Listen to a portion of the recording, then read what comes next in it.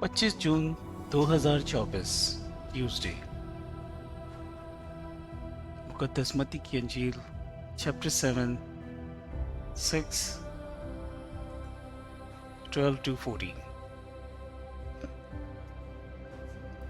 पाक चीजें कुत्तों को मत दो और अपने मोती सूरों के आगे न डालो।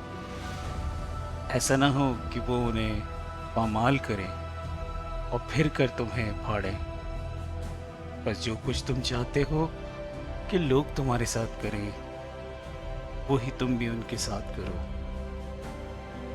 क्योंकि तौरात और सहाइफ़े अंबिया का खुलासा यही है।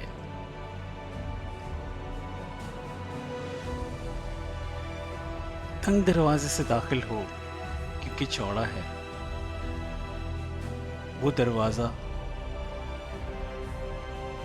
और कुशादा है वो रास्ता जो हलाकत को पहुंचाता है, और बहुत हैं जो उसे दाखिल होते हैं। वो दरवाज़ा कैसा तंग और वो रास्ता कैसा सुखड़ा है जो हयात को पहुंचता है, और थोड़े हैं जो उसे पाते हैं।